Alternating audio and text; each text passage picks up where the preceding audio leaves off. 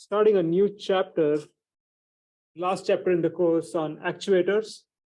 So you've seen servo motors, DC motors, stepper motors in the lab, and this is sort of telling you the physics behind it. And also go to hydraulics and pneumatics towards the end. So the motors which we worked in the lab are based on electromagnetic principle, and I'll illustrate that with this example. Okay, so if you have a wire which carries current I, and if you subject this to an external magnetic field, so if you get a magnet close to the wire, then it actually will experience a force in some direction. Now that direction is given by Lorentz force law, which states that the force is the current cross with B. So if you remember how to do the cross product, you need to use your right hand. You need to curl your fingers from I to B. So if you curl your fingers from I to B, and I think I messed up the direction here. Oh my bad. So curl your fingers of your right hand from I to B. Your thumb will give the direction of the force.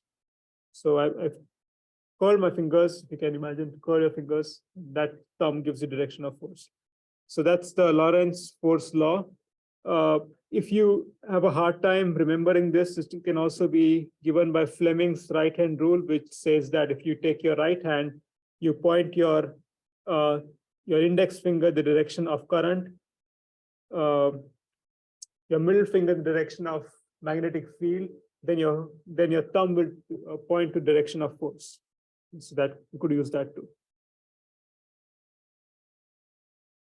Okay, so one application of this is solenoids and relays. We've not done this in the lab, but this is one of the simplest electromagnetic actuator. This goes on and off. So what is in a solenoid? Well, it's basically a soft iron core. So iron core. An iron core is not magnetic, but you can magnetize it by passing charge. A movable iron core, and there's a spring. So what happens is when you pass a current through the coil, it magnetizes the moving iron core. And this is actually a soft iron core. This is actually not, well, it is iron, so it's going to be attracted towards something which is magnetized. So this plunger, the shaft, is magnetized because a current is passed, and that moving coil is now attracted towards the stationary coil. And that's how you can get actuation. Now, when you pull it down, it needs to go up. And for that, you need to put a spring. So the spring sort of acts to restore the plunger back to its original position. So these are basically used as on-off actuators in latching, locking, and triggering. Here are some applications. I will not go through them. One application of relay is, well, solenoid is a relay. And they're used to make and break mechanical contact. A relay is very similar to a transistor. We've seen a transistor in the class. So what a transistor does is basically it switches something on and off or amplifies. Here we're interested in the switching application because the relay is like a solenoid, goes on and off. The thing about transistors, if you remember the transistor,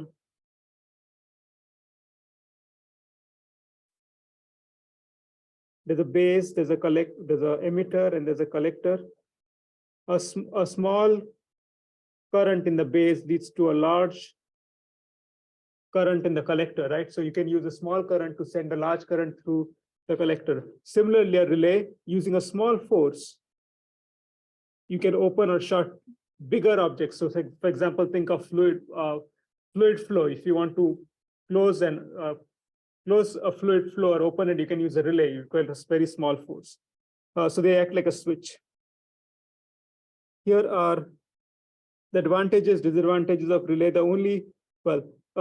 Remember that the difference is that a relay is a mechanical element. There's a soft iron core, something which has inertia. So it's going to have its own system dynamics. So it's going to take some time for it to move, while a transistor is an electrical element. There's no moving parts, and so it's going to switch much faster. And so many of the advantages stem from the fact that relays are mechanical versus transistors are electrical. So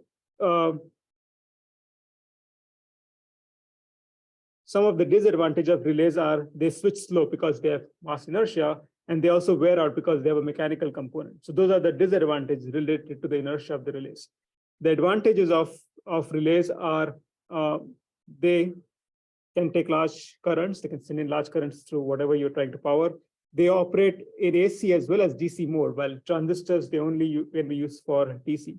And then the best part is that they're electrically isolated. There's no sort of, if you see the transistor, they share a common emitter and base, and emitter, collector, base have a same electrical circuit. So they are connected through that PN junction, but here they are isolated. So isolation is good because then they can be made noise free and so on. There are different types of relays. So here I've listed 4. So 1, 2, 3, and 4. Single pole, single throw. So when I say single pole, it means really that you can't just have a unipole. It's basically a north and south. But when you say single pole, it means that there's only one place where the switch can switch. Single throw because that's just throws on and off based on the switch at B. Single pole, double throw. So this would be the C, and then double throw because you have 2 positions, and then double throw, double pole, single throw, and double pole, double throw.